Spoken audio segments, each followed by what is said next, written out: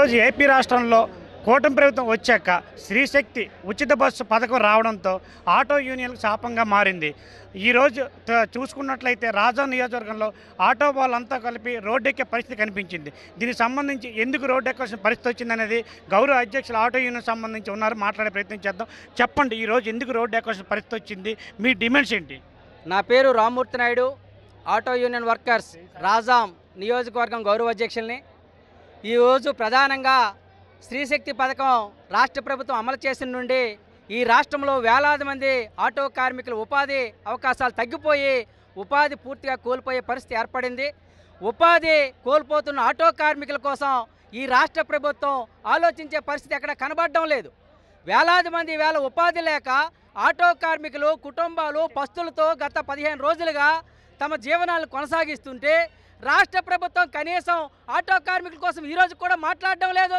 Auto కార్మికులు ఇవాళ రాష్ట్రంలో ఎక్కడికక్కడ మా సమస్యలు పరిష్కరించండి, మాకు ఉపాధి కల్పించండి అని చెప్పి రోడ్ల మీదకి స్వచ్ఛందంగా వచ్చి ఆందోళన చేస్తుంటే ఈ రాష్ట్ర ప్రభుత్వానికి పట్టకపోవడం ఒక దుర్మార్గమైన వైఖరి.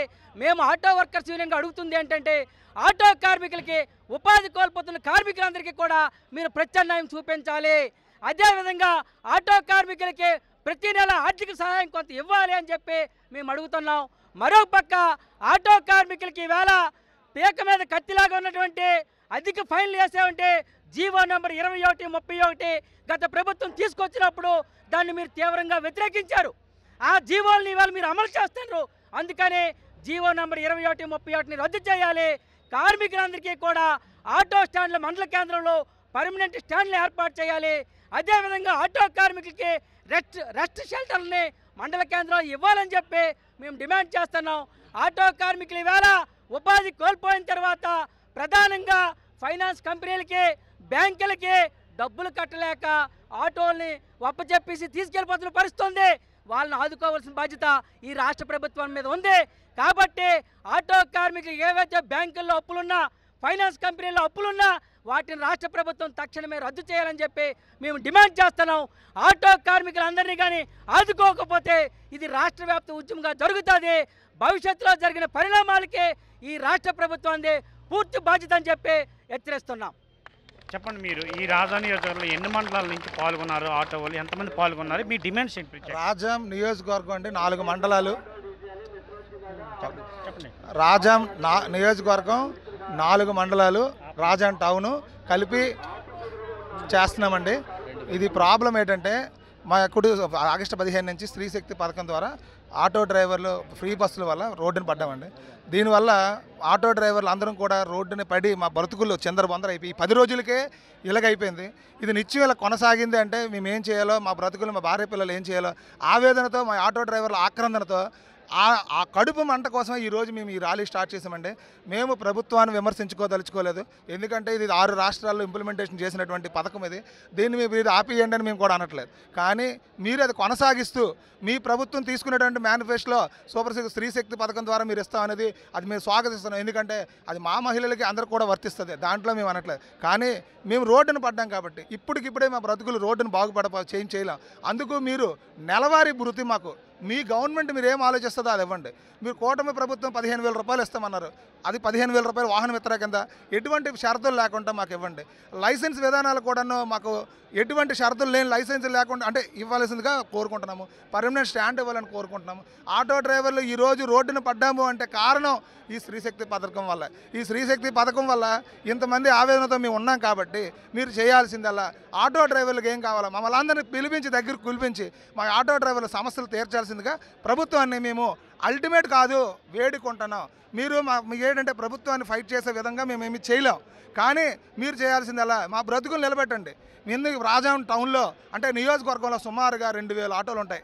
2,000 కుటుంబాలు అంటే ఇంచుమించుగా 6 లెక్కేసుకున్న 12,000 మంది ఈరోజు నియోజకవర్గంలో మేము రోడ్డును పడ్డాం. 12,000 మంది అంటే మీరు అర్థం చేసుకోండి, రాష్ట్ర స్థాయిలో 4 లక్షల మంది అంటే 16 లక్షల మంది రోడ్డును పడ్డాం. మీరు అర్థం చేసుకోండి, మీరు రోజుకి 28,000, 26,000 అంటున్నారు మీరు మహిళలు. కానీ ఈరోజు మా జీవితాలు ఇంచుమించుగా 16 లక్షల మంది రోడ్డుని పడ్డాం. దయచేసి ఇది చిన్న విషయం కాదు. మిమ్మల్ని మేము ప్రార్థిస్తున్నాము, అభ్యర్థిస్తున్నాము. మా యొక్క వినతుల్ని మీరు స్వీకరించి మమ్మల్ని ఆదుకుంటారని మా ఆటో డ్రైవర్ల సంఘం తరపు నుంచి మిమ్మల్ని అభ్యర్థిస్తున్నాం సార్. మీరు చెప్పండి బ్రదరు, అసలు మీ డిమాండ్స్ ఏంటి, ఎక్కడి నుంచి వచ్చారు, ఇప్పుడు వరకు ఏమి లాస్ అయిపోయి ఏం ఇబ్బంది పడుతున్నారు? మేము గత 30 సంవత్సరాలుగా ఇదే ఫీల్డ్లో బతుకుతున్నామండి. మేము ఆటో సోదరులు అందరం కూడా 7 మండలాల నుంచి ఇక్కడ ఉన్నాము. ఎందుకంటే ఈ స్త్రీశక్తి పథకం వల్ల ఒక్కసారి ఈ ఆటో కార్మికులందరం, ఈ క్యాబ్ కార్మికులందరం రోడ్డు మీద పడిపోయాము. మేము మా గవర్నమెంట్ ఆదాయం లేక మా తరపు నుంచి గవర్నమెంట్కి tax, green tax, FC, labour tax, insurance రూపంలో ప్రతి వెహికల్ నుంచి గవర్నమెంట్కి 80,000 రూపాయలు ఆదాయం ఇస్తున్నాం. మాకు ఇప్పుడు ఉన్న పలంగా ఆటో కార్మికులందరం రోడ్డును పడ్డాం. మా భార్య పిల్లలతో మా బతుకులు చిందరబందరంగా ఉన్నాయి. అలాగే మాకు ఒక న్యాయంగా మా కార్మికులందరి తరపున ఒక రాజం మండలంలో 7 మండలాల తరపున ఇక్కడ ధర్నా చేస్తున్నాం, ర్యాలీ మా బాధ కోసం.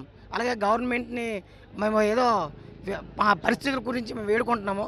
అలాగే మాకు ఏదో న్యాయం చేస్తారని, అలాగే మా స్టాండ్లు, పర్మనెంట్ స్టాండ్లు ఏదో ఒక మాకు దారి చూపుతారని మా యూనియన్ తరపు మేము కోరుకుంటున్నాను. ఇది ఇక్కడ పరిస్థితి చూసుకున్నట్టయితే ఏదైతే కూటమి ప్రభుత్వం ఎలక్షన్ ముందు హామీలు ఇచ్చిందో స్త్రీశక్తి ఉచిత బస్సు ప్రయాణం అనేది అయితే మాత్రం మాకు చాలా శాపంగా మారింది. దీనివల్ల ఇప్పుడైతే 15 రోజుల క్రితం ప్రకటించారు, ఆ 15 రోజులు మేము ఇంత లాస్ అయిపోయి చాలా ఇబ్బందులు ఎదుర్కొంటున్నాం. భార్య పిల్లలతో ఎలాగ బ్రతకాలని చెప్పేసి అయితే మాత్రం ఆటో యూనియన్ అంతా రాజధాని నియోజకవర్గంలో 4 మండలాల వరకు అయితే చూసుకున్నట్లయితే సుమారు 2,000 మంది ఆటో డ్రైవర్లు అందరూ కలిపి అయితే ఈరోజు బంద్ ప్రకటించి, ఆటోలతో బంద్ ప్రకటించి నిరసన ర్యాలీ చేసే పరిస్థితి కనిపించింది. మా యొక్క కోరికలు డిమాండ్ ఏమంటే దేనికి సంబంధించి ఏవైతే ఉన్నాయి, ఇన్సూరెన్స్లు కానీ ఏవైనా పథకాలు ఉన్నాయో మాకు ప్రభుత్వం ద్వారా వర్తించాలని అయితే కోరారు. ఎటువంటి కేసులు లేకుండా, ఎటువంటి ఇబ్బందులు లేకుండా అయితే మాత్రం మా ఆటో యూనియన్ అంతా ఆదుకోవాలని చెప్పేసి అయితే మాత్రం ఈరోజు ఆటో వాళ్ళు కోరుకున్న పరిస్థితి. ఇదే కాకుండా ఏదైతే 15,000 అయితే ఇస్తామని ప్రకటించారో ఎటువంటి షరతులు లేకుండా ఆ 15,000 మాకు ఇప్పించాలని అయితే మాత్రం ఈరోజు ఆటో యూనియన్ అంతా, ఆటో డ్రైవర్లు అంతా కోరుకున్న పరిస్థితి కనిపించింది. అందులో భాగంగా ఈరోజు రాజధాని నియోజకవర్గంలో బంద్ ప్రకటించి ర్యాలీగా వెళ్ళి అయితే మాత్రం ఈరోజు తహసీల్దార్ గారికి వింతపత్రం ఇవ్వడం జరిగింది. రాజధాని నుంచి సురేష్, RTV, ఉమ్మడి శ్రీకాకుళం జిల్లా. తెలుగులో న్యూస్ కి ఫాస్టెస్ట్ యాప్ ఇప్పుడు టోటల్లీ న్యూ అవతార్ లో జస్ట్ 5 సెకండ్స్ లో కంప్లీట్ న్యూస్. సోషల్ మీడియాలో ట్రెండ్స్ కి one stop solution. Live TV app voice search option తో ఇప్పుడే డౌన్లోడ్ చేయండి లేదా అప్డేట్ అయిపోండి. యాప్ లింక్ డిస్క్రిప్షన్ లో ఉంది.